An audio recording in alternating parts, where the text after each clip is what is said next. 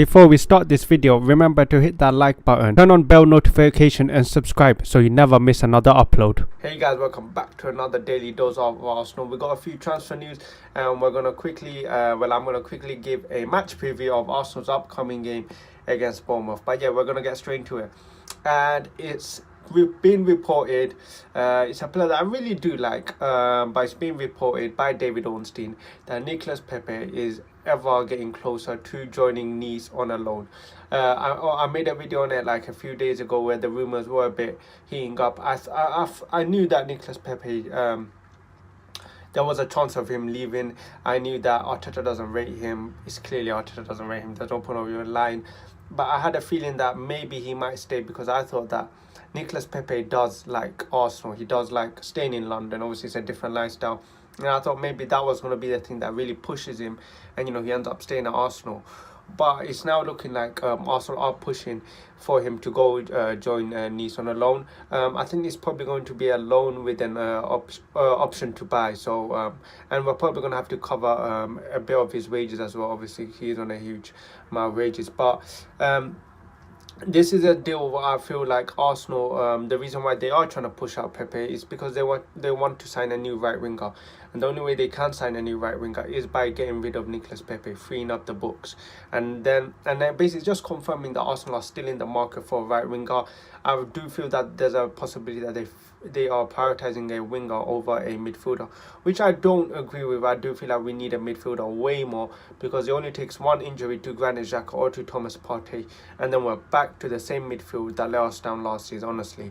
But yeah, it's looking like the club, they are prioritising the wingers a bit more. Hopefully, if they do get that winger, hopefully someone that can actually score a goal, who's actually ready, man. I'm tired of them signing like young players in the winger position. We need someone who can come in, hit that ground running, especially in the forward line. So if we do sign a winger, I do hope he's that player that comes in, hits the ground running. But yeah, in terms of other transfer news, there's not been much news. We got a bit of an update on Yuri Tielemans. It's not official, but it's been reported that Yuri Tielemans might not play for Leicester for the upcoming game. Obviously, this isn't confirmed, so we'll have to wait and see. But if that does happen, I think maybe just shows that Yuri Tielemans might be on his way off to another club. Is that Arsenal? That's the thing. Is that going to be Arsenal? Because it feels like Arsenal are not making any moves for him. I mean, we're seeing other clubs making moves for midfielders. Just Manchester United just got Casemiro. But it's looking like Arsenal have still not made any move towards Tielemans, which I find quite unusual because this is a player, if we wanted, we could have got. So what is the hold up for Yuri Tielemans? Hopefully I'm wrong and we do go and sign him. But man, I don't know about that deal right now. I think we only have like 10 days left of the window, so I feel like if we were to sign Yuri Tielemans, it gets a bit closer to the edge. But my fear is also going to go into that transfer window, end the transfer window without signing any other midfielder, which if they do is just, I don't want to talk about it. I just feel stupid.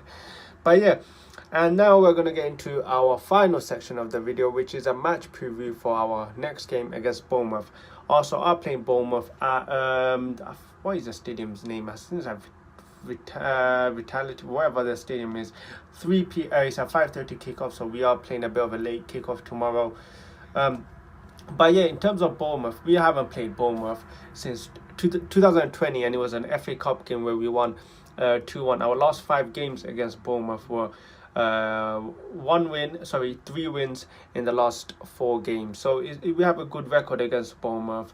I think Bournemouth, they're a decent side. I think I was excited for them to get promoted. I really do like the look of Bournemouth and what they're building, especially Scott Parker. I think Scott Parker is actually quite similar to Mikel Arteta, that young manager who's really trying to implement his position style. So I do feel there is a bit of similarities between Scott Parker and Mikel Arteta. Obviously, Bournemouth, it's only been 2 games. Impressive start by beating Aston Villa 2-0. And then followed by a loss against Manchester City 4-0. That loss, I don't think you can look much into it. They were always going to lose against Manchester City.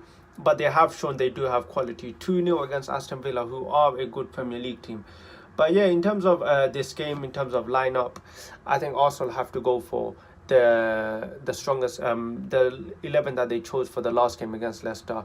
Bournemouth, they are no slouch. This is going to be a game at their stadium, so their fans are going to be up for it. And these are those games here where if the fans feel any sign of weakness from Arsenal, the fans are going to get straight into it and really push Bournemouth forward, and Bournemouth could end up even winning, getting a good result from this game.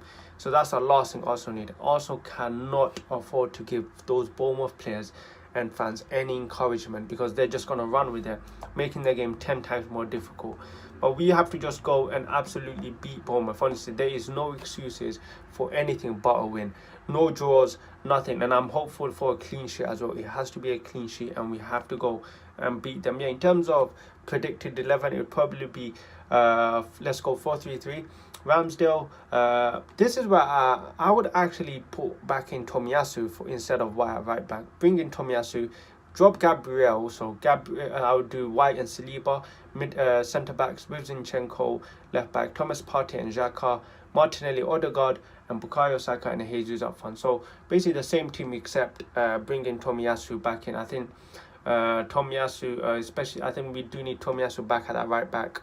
I think Benoit has played okay, but it's not his position. I do think we need someone who's a bit more comfortable on that right back side. So I think Tomiyasu would be perfect back in. I'm also told, not been told, sorry, I've also read that Arsenal, Mikel Arteta has confirmed that he has a full squad for the first time. So we might be able to see a bit of Fabio Vieira playing, or a bit of Smith Rowe once again. So I do think that would be exciting to see. I want to see how Fabio Vieira really plays. Hopefully, I really want him to play this game for a few minutes, at least half an hour at the end of the game. Maybe we're winning 2-0 when he comes on. But yeah, this is going to be an interesting game. We are unbeaten in 4 away games. Bournemouth, they're ranked 10 in goals scored per match. They're ranked 17 in goals conceded per match, 2 goals, which is find it quite confusing right now, that's that. But yeah, this will be a hard game. In terms of prediction, I am going to give a 2-0 predictions to Arsenal. Hopefully Gabriel Jesus comes on that score sheet, but I don't care about who scores on it. All I want is an Arsenal win, and it needs to be a clean sheet as well. A really confident Arsenal win, a comfortable one as well. But yeah guys, that's the end of today's video. If you enjoyed it, hit that like button, subscribe if you're new, and I'll catch you guys next time.